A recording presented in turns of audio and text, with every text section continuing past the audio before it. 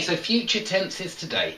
There's a lot to say about future tenses, but the good news is they're not as difficult as present and past tenses.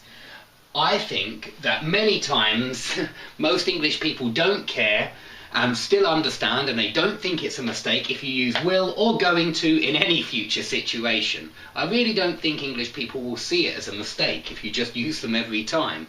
Maybe sometimes they might feel that it doesn't sound natural. But how do we use them? Okay, well, will and won't sound much better in spontaneous situations. So offers, promises, they're spontaneous. When you promise something or offer something, usually they're spontaneous. In contrast with going to, which is plans, something that you've planned already.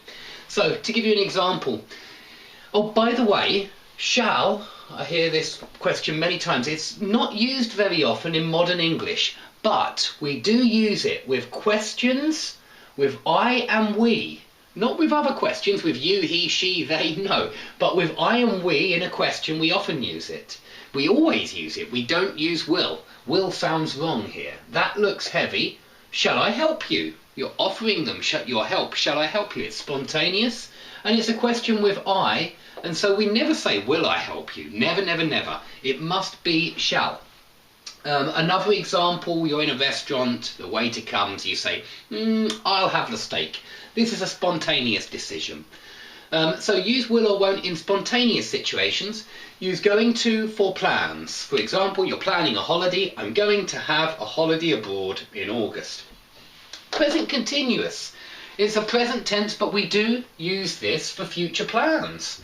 Just like going to, but it's for the kind of plans which you have in your diary. Very often if you give a time or a date with present continuous, and very often if it's with friends, family, or maybe work schedule, but it's very often in the diary. It's not a timetable, it's a diary, it's an arrangement. Okay, so on the 17th I'm meeting him for lunch. On the 20th I'm seeing my doctor. On the 25th at 3 o'clock I'm having a picnic with my friends. So I'm present continuous, I'm meeting for plans in the diary. However, for timetables, like when a plane comes, or when a train comes, or when a film starts, we use present simple. That doesn't mean we can't use will. We can use will in this sentence. The film will start at 10 o'clock. It's fine. But we often use present simple, and it's perfectly okay to, it's good to use it for timetables because it's something which happens regularly in that sense. Okay, will and going to we also use for predictions, and we can use both of them. England will win the World Cup. England is going to win the World Cup. That's both are correct. They may not be correct predictions, but both are correct grammatically.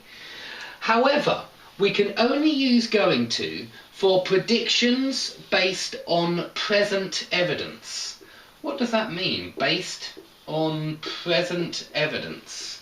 I hope you can see this. For example, I feel dizzy. I feel like my head is spinning.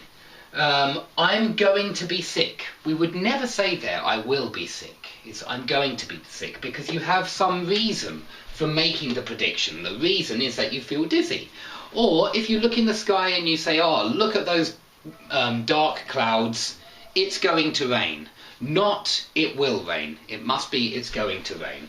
So predictions based on something you can see, some reason that you can see around you, you should use going to for those predictions.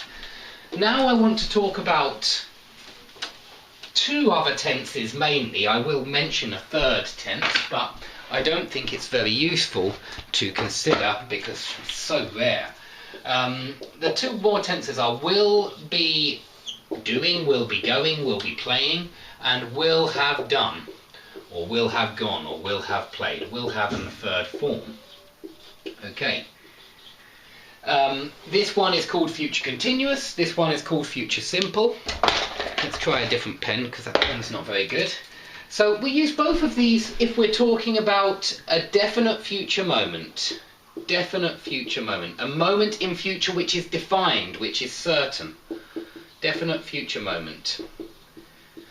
So if I say at this time next week, That is a definite future moment. It's here, it's defined at this time next week. At this time next week. What will you be doing? What will you be doing at this time next week? Now that means, what will you be in the middle of? What processes will be unfinished? This future continuous is unfinished, like all continuous tenses. It's unfinished. So this time next week, I will be teaching Anna. She will be learning English at this time next week. If we look at it on our timeline, it looks like this. It's an unfinished action. I will be teaching her at this time next week. But we can use a different definite future moment. We could say next summer, on August the 16th, I will be lying on the beach. I will be sunbathing because I will be in the middle of my holiday. And so for definite future moments, when we're in the middle of an unfinished action, we use will, be and ing. However, for definite future moments, for finished actions which are finished at the definite future moment, I would draw it like this. It's a finished action before a definite future moment. We use will have. So I might say this time next week I will have finished this video and I will have put it on YouTube. It will be finished, these two actions. At this time next week I will have finished making the video and I will have put it onto YouTube already, and you will have watched it. Okay? So yeah, it depends if it's finished or unfinished at a definite future moment. The last future tense, will have been, this is future perfect continuous, will have been and then ing. It's not really worth knowing. I know it's a strange thing for a teacher to say, but it's true. It's so rare, this tense. It's unbelievably rare. And it's when you talk about the future definite moment, and you talk about something that will have been in progress for a period of time, because it emphasizes duration, like always a perfect continuous tense does.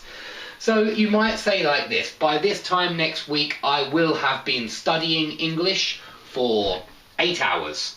Or by this time next week I will have been, you could use other verbs. You could say I will have been sleeping for, but that sounds like you will have been sleeping for the whole period, so it sounds a bit strange.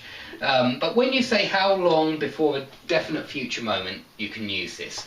But I wouldn't really try and use it, because I think that I go for months and months, years and years without ever using this tense. I really don't think it's very useful. Anyway, I hope that's all clear for future tenses. There is a quiz under the video, please try it. Please look at the URLs again and join the Facebook and VK.com group. They will give you lots of interesting things to help you with your English. And please subscribe to this channel if you like these lessons, because I will be making more in the definite future. Okay, thanks a lot. Please subscribe if you've enjoyed this lesson and would like to receive more over the next few weeks. Here are some videos on phrasal verbs, auxiliary verbs, tenses, and verb forms as well, like gerunds and 2+ infinitive. Please watch them and try the quizzes below the videos, and I hope that you improve.